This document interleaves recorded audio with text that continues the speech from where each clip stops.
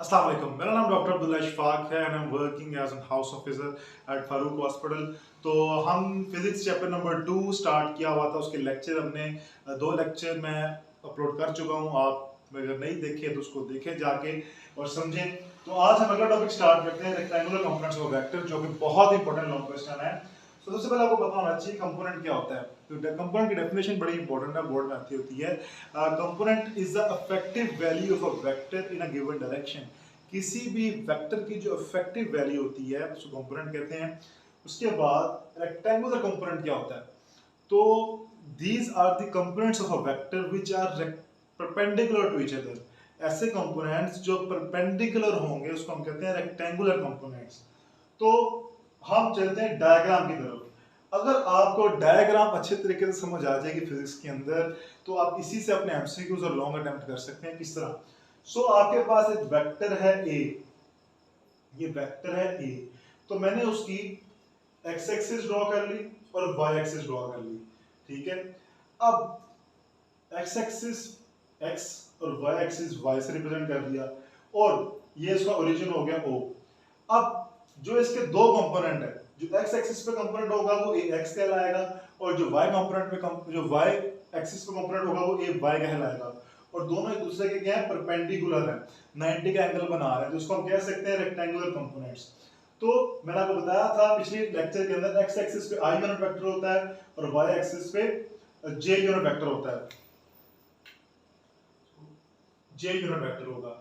तो उसके बाद यहां पे मैंने ये इसकी पोजीशन होगी इस वेक्टर पे। अब अगर ये ए एक्स आई है तो ये भी ए एक्स होगा, और अगर ये ए वाई है तो ये भी ए वाई होगा। सो दिस इज अ ट्राइंगल। ये एक ट्राइंगल बन गई जो हमारे लिए बड़ी सिग्निफिकेंट है, जिससे हम पूरा अपना लॉन्ग सॉल्व करेंगे। तो ये अगर ए वाई है तो ये भी ए वाई होगा, और ये ए एक्स है और ये भी ए एक्स है। सो this is the vector A. और एक्स एक्सिस से जो एंगल बनेगा एंटी क्लॉकवाइज उस वेक्टर तक, मैंने पहले लेक्चर में बताया था, वो एंगल क्या होगा? थीटा होगा। इसको हमने m से रिप्रेजेंट कर दिया, यहाँ पे इसको हमने n से रिप्रेजेंट कर दिया। एक निमोनिक है। अगर आपने लॉन्ग क्वेश्चन समझना है, याद करना है, तो एक निमोनिक याद रखें, which is some people have curly brown hair through proper brushing. याद करने के लिए एक निमोनिक है। तो सम पीपल हैव, पहले आपने याद कर लेना, एस पी एच। तो इसका क्या मतलब है कि साइन थीटा पी से परपेंडिकुलर और एच से हाइपोटेन्यूज। तो साइन थीटा किसके बराबर होता है? अगर आपने साइन थीटा कहना जो कि y एक्सिस पे होगा, वो किसके बराबर होगा? अगर आप y कंपोनेंट की मैग्नीट्यूड की वैल्यू निकालना चाह रहे हैं तो परपेंडिकुलर और हाइपोटेन्यूज। परपेंडिकुलर की आपके पास ए वाई, ये एक ट्रायंगल आपने कंसीडर करनी है। इसमें परपेंडिकुलर क्या है? ए वाई, और हाइपोटेन्यूज क्या है? ए। तो ये जो 90 का एंगल बन रहा है, इसके जो ऑपोजिट होगा, जो उसके ऑपोजिट होगा वो क्या होगा? हाइपोटेन्यूज होगा, या मैथ की मैथमेटिक्स है। तो sin theta is equal to perpendicular और हाइपोटेन्यूज। इस ट्रायंगल के अंदर परपेंडिकुलर ए वाई है और हाइपोटेन्यूज ए वेक्टर है। तो जब आप इसको सॉल्व किया तो ए वाई किसके बराबर आ जाएगा? ए साइन ऑफ थीटा के। इस तरह आपने ए वाई की वैल्यू निकाल ली, ए वाई का मैग्नीट्यूड निकाल लिया। अगर आपने cos थीटा निकालना है या ए एक्स का कंपोनेंट मैग्नीट्यूड निकालना है, एक्स कंपोनेंट का, तो curly brown hair, cos theta b से बेस और h से हाइपोटेन्यूज। बेस क्या है? ए एक्स, हाइपोटेन्यूज दोबारा क्या आ गया? ए आ गया। cos theta is equal to a x over a. तो ए एक्स का अगर आपने एक्स एक्सिस का कंपोनेंट का मैग्नीट्यूड निकालना है, किसके बराबर आ जाएगा? ए cos ऑफ थीटा के। उसके बाद आपके पास है, अगर आपने थीटा की वैल्यू निकालनी है, through proper brushing tan theta is equal to proper p से परपेंडिकुलर और ब्रशिंग b से base. tan theta is equal to perpendicular और बेस। परपेंडिकुलर क्या है? ए वाई, और बेस क्या है? A x. tan theta is equal to A Y over A x. और थीटा की अगर वैल्यू निकालनी है तो tan वहां पे जाके इनवर्स हो जाएगा। तो क्या आंसर आ जाएगा आपके पास? tan inverse is equal to A Y, theta is equal to tan inverse A Y over A X. इस तरह आप मैग्नीट्यूड निकाल सकते हैं एक्स कंपोनेंट का, वाई कंपोनेंट का। अगर आपने ए कंपोनेंट का मैग्नीट्यूड निकालना है तो उसका क्या तरीका है? तो ये आपके पास एक डायग्राम है। तो पाइथागोरस थ्योरम में कहता है आपको कि OP का स्क्वायर, जो आपके पास हाइपोटेन्यूज का square is equal to base square plus perpendicular का स्क्वायर।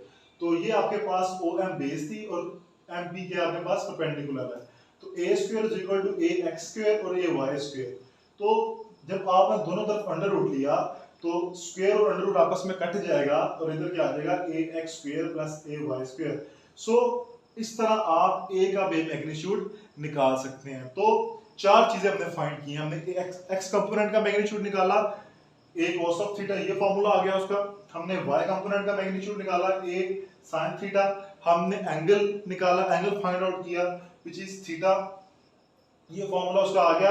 और फिर हमने a का मैग्नीट्यूड निकाला कि वो हमने कैसे फाइंड आउट करना है। तो मैं इसको पॉइंट आउट कर दूं ताकि आपको पता लग सके।